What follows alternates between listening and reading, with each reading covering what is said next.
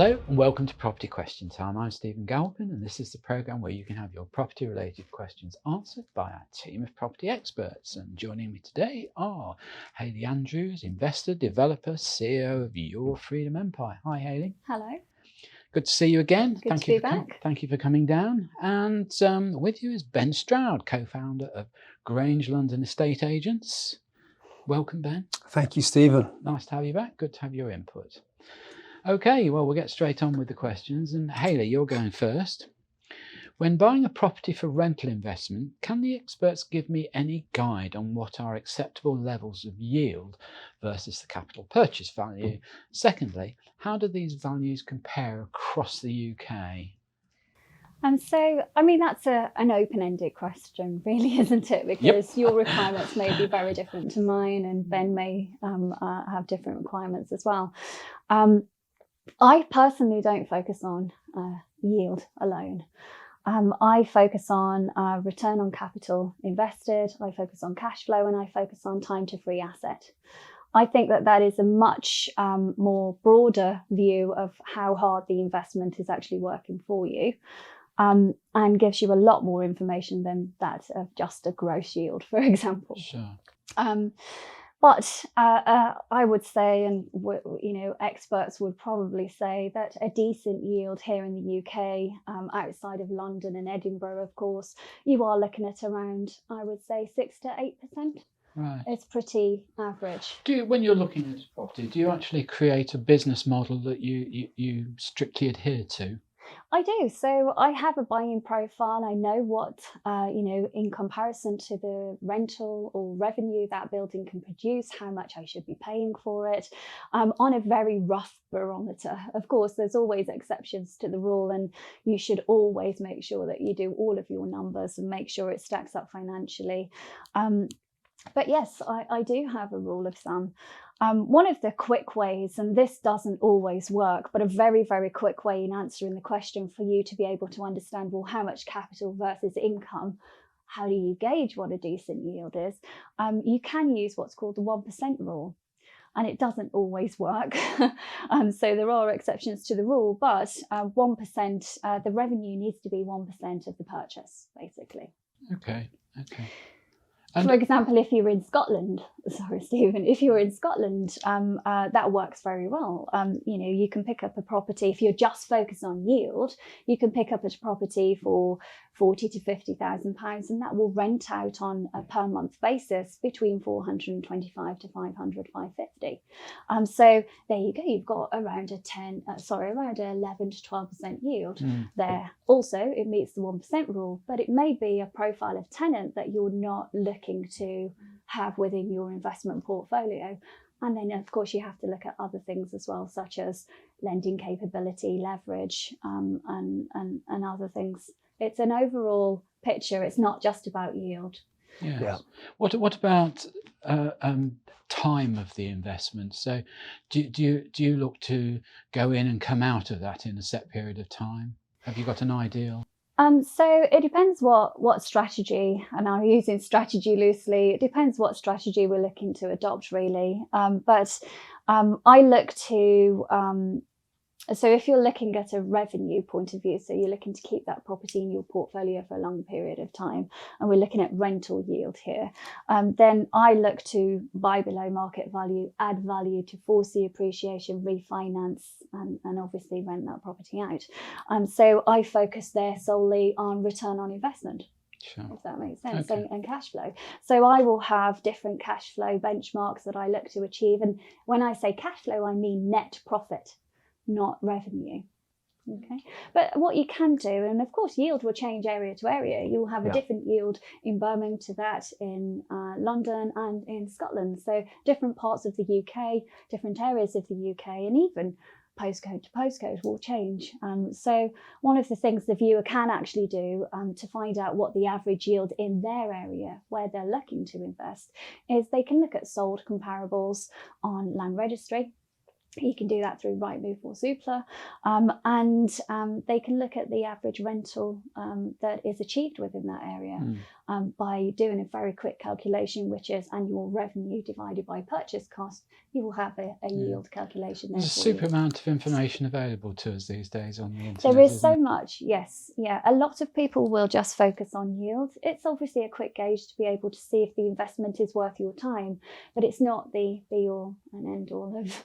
You do need to look into the investment much further, and that is why I focus on return on investment, time to free capital, and cash flow. Okay, thank you. Ben, London? I agree with Hayley. I think there's so many moving parts to what makes a good investment.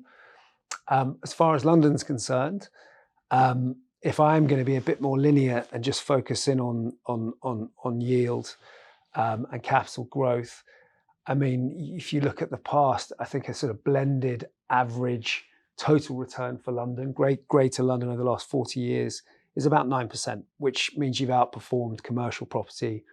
It means you've outperformed the stock market.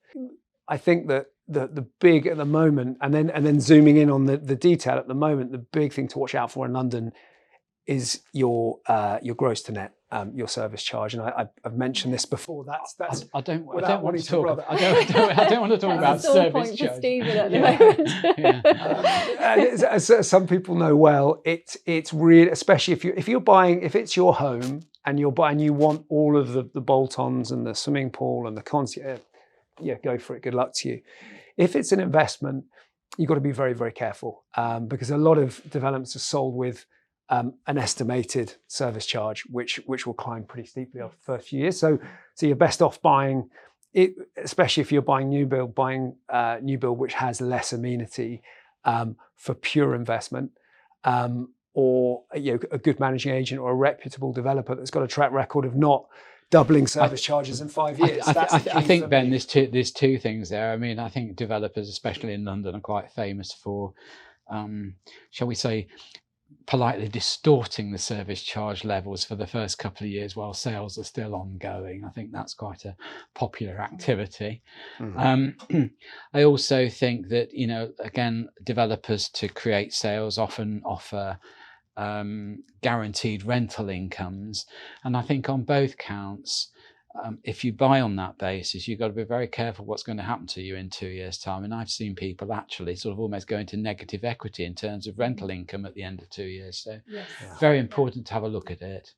All right, thank you for that. So Ben, really to carry on from the earlier question, can the panel advise on whether, from a buy-to-let perspective, it's better to buy in less popular areas where the return versus capital investment is generally higher, but with a lesser capital gain, or in perhaps more prosperous areas where the yield is significantly less, but the property has a better long-term investment prospect? Well, Stephen, I think once again it depends on your investment criteria. If you're getting towards the end of your investment career, you're probably going to be, you might want more income than capital growth, in the same way that you might choose government bonds over equities or riskier equities if you're talking to an IFA, or you might be earlier on in your property investment career and be looking for riskier, high capital growth strategies. So it depends on the person. Personally, I think there is a middle ground, and I'm talking here as a London-centric person once again, but you and me both. Fringe prime areas, think places like Shepherd's Bush, Pimlico, King's Cross, where you tend to find a really nice combination of good capital growth and a reasonably decent yield. Also, most importantly, follow the money. Go to places where huge amounts of money are being invested. Let someone else do the heavy lifting, and I'm talking here about 9 times out of 10 government money, or it could be private sector, but big infrastructure projects. Get in on areas where someone's investing billions in front of you, where you're investing your 500 grand. But that does take time, Ben, doesn't it? It can take a long time. It's time well spent, though, isn't it, Ben? Yeah. Making sure you do your research and understanding the area is important, and that's one of the key things that a lot of people miss. They'll just focus on the property or the investment opportunity itself and not focus on the growth of that area and hence the growth of their portfolio. It's important, isn't it, to make your investment strategy fit with your own personal aspirations and hopes for the future, really, I suppose. Yeah. It's quite interesting. We get a lot of questions sort of saying, why can't we put residential property into a pension fund, etc. Well, no, you can't technically, but there's nothing to stop property becoming your pension. Exactly. That's the real key to all this. Okay, well, that's all we've got time for in this half of the show, so join me again after the break.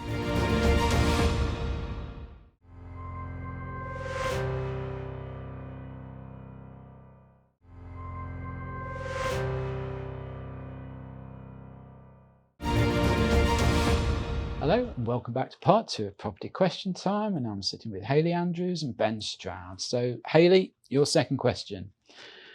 With the ever increasing popularity of short-term holiday service lets, I thought I might take advantage of this and put my property on the market in that particular area. However, I've been informed that I may be in breach of local authority regulations and have now thought twice about it. Have the panel any advice for me? Yes. Right. Very easy one, this one. And I think we should probably avoid mentioning the company they're probably referring to in the question. Yes. So it's a very easy question. The important thing is always to check with your local planning authority because they do have different views on what a serviced accommodation use classification should be. And it will depend on how that property is run as a business as well. So, for example, we were speaking earlier, London has the 90-day rule. So, of course, there's restrictions there. So you do need planning permission in order to operate Airbnb outside of those 90 days or serviced accommodation of any sort. So you would have to go down the route of a C1 classification. So the important thing here is always to check. And what you need to be asking the planning department is, if I am looking to let a property out for periods shorter than 6 months and charge on a night-by-night basis where the property is not going to be the primary residence of this person that's staying, do I require planning permission to change? Do I require a change of use on that property? Now, most councils will take the view, and this is where it does change area to area, and there's some councils that I've gone through, because I do operate in serviced accommodation, where I'm thinking that should definitely be C1 or at least sui generis, and you're happy for me to do it under C3. So the important thing is to get a paper trail because they do have different views. So while it should again be one size fits all, it very much depends on who's looking at the case. And the way the council or the planning department will look at this, or the view that they normally take, is there a primary change of use? So are you running the building any differently? So if you have a 2-bedroom flat, for example, and obviously London is an exception because there's a 90-day rule there, but if there are no local planning restrictions, what they will do is they will look at a primary change of use. So if you have a 2-bed flat, for example, and you are putting it on Airbnb or Booking.com, advertising to families, and they are going to be travelling together, staying together as one single household, then they may actually argue that there is no material change of use, therefore you can continue operating under C3. This is why it's important to ask. But if you are doing a large 4-bedroom house and you are renting the rooms out on a room-by-room basis, charging on a night-by-night, and it's not the person that's staying primary residence, then of course that is a material change of use. That clearly falls outside of the realm of C3 and should be C1 or sui generis. So it really depends on how you're going to be running that serviced accommodation. It depends on the council, it depends on local restrictions. So the important thing is, don't guess, always ask. They are there for a reason. Speak to a planning consultant and make sure that you're concrete before moving forward. The fines that you can get for operating serviced accommodation in areas where there are restrictions and you don't have the correct planning permission are really quite high. Yes. It's not worth it. Okay. Before I just go to Ben on this, I'm just going to sort of go off on one about my experience of these sort of short lets. And it's a question, in part, of consideration of your neighbours and your co-owners in absolutely. a building. People often say to us, well, why do the councils object? Why do people object to these overnight stays? Well, it's quite simple, actually. what some of these companies will do, and I hasten to add not all, but they will target a new building to market it because the apartments are fresh, they need no maintenance, and they do these overnight lets. Of course, the people that take those lets have got no interest in the building, so their suitcases will bash the walls, they'll leave the place in probably not too good a condition, and one thing and another, and the wear and tear on the building goes up phenomenally in percentage terms. But of course, then to rectify that wear and tear falls on the service charge 9 times out of 10. Yes, so therefore the service charge goes up. So it's actually a pretty sort of derogatory situation. Well, a lot of the developments, so planning is one consideration when you're looking at serviced accommodation in any sort, but another consideration, of course, is the head lease. A lot of the head leases now and developments will have restrictions around short-term stays. Yes, and also stated that the apartments are for the use of one single family. Yes, not a multiple of families over a period of a month. And sometimes it will state an AST in there, which means it's not terms and conditions and cannot be let out on a night-by-night basis. I mean, Ben and I have worked on same buildings in some case. I mean, I can remember just down the road here we had awful trouble with these overnight lettings. I mean, it's almost quite amusing sometimes. I can remember one of the concierge being a little confused when this rather elderly lady came downstairs in the lift and shouted at them, "On what time is dinner served?" which of course gave them the clue it was an overnight let. But, I mean, in London, I think they have, perhaps even controversial, well, not controversially, but I think they have their part to play from a landlord's perspective. You're right, you can't long-term short let in London. There is this 90-day rule across all of London, if not most boroughs. But there are specialist short let operators popping up that will help a landlord fill a void, which can be really valuable. And I take your point about disturbance to the building, but if it's a loophole, you can. It's flexibility of strategy. Because if you lose a tenant as a landlord in November, which is the low season for letting, November, December, January, and you can wheel in someone for maximum 3 months, but perhaps a month to 3 months. Yeah. It gets you through that tough period. So the thing to look at there, though, is your mortgage. If you have lending on that property, you have to have permission and consent to let the property out on a night-by-night basis. You sure do. And the other considerations, of course, are your insurance, your contents insurance, your overall building insurance. Yeah. It's quite a serious issue, isn't it? Yeah, it's complex. It doesn't mean you can't do it. As long as you're doing it properly, you're getting the correct permissions, you're getting it in writing from the head lease if there are any restrictions in the lease that you're able to operate the property in that manner. You're checking out your either switching products, because quite often the mortgage provider won't allow you to continue, or renting out on a night-by-night basis. So you may have to switch to a more suitable product that would allow you to do that, or there may not be a mortgage involved. That's the best case scenario. What you are doing is you're making sure that you're doing everything as you should. You've got the correct permissions in place. You're not going to be operating for 6 months and then be closed down or your head lease pulled as a result of you, not adhering to that. Yeah. Okay, thank you. Ben, your question, which is almost a follow-on really, but I'm quite interested in this. We were talking before the show, you were saying that the letting market's really red hot at the moment, so that's good news, I suppose, if you're an enthusiast of renting. Which we are. Well, yes, I'm not sure how good it is socially. I worry about the people that rent throughout their life and then reach retirement age. I wonder how they're going to afford private rents if they haven't been able to save for a deposit or buy a home. It becomes very difficult. It's going to fall on the state at some point in time. So where our trusty leaders at the moment are saying, oh, it's all right, we're going to provide more rental accommodation and substitute that for housing stock. I'm not sure it's quite as simple as that. And it might be just the government's easy way out, but we won't get into politics. Anyway. Are you sure? Yeah, I'm sure. But the question is, as a landlord who's suffered several voids during the last 18 months, I presume because of COVID probably, do the experts think I should lower my rents and relax a fairly rigid demand of high tenant standards to quickly fill these voids? Or would I be going down an irretrievably downward path which would eventually affect my investment. Yeah. Now that's a touchy one, isn't it? I know what I would answer, but I'll let you go first. My turn. I think that it depends on your situation. Once again, it depends on what, how high your monthly repayments are and how quickly you need to, how much pressure you're under. But I wouldn't. I think we're talking principles here. Okay. Well, I wouldn't advocate a knee-jerk reaction to lower rent straight away. I would hold the line for a while. If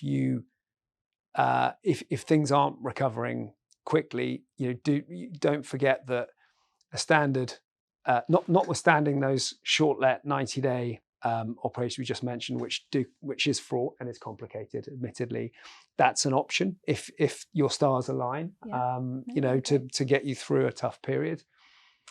If that's not long enough, don't forget an AST typically has a 6-month break clause. So I don't think you're setting yourself up for a giant devaluation of your asset if you have to accept a lower rent for 6 months to a year. It just gets you through a tough period. But I wouldn't do that immediately. I give it a few weeks. When you say an AST has a break clause, do you mean it has a finite end at 6 months?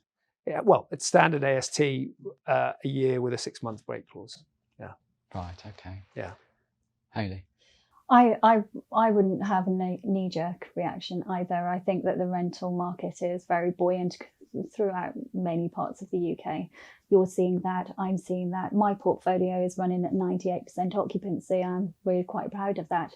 The number of people that are coming through to go through the tenant referencing process in comparison to the properties that we have available is a clear unbalance.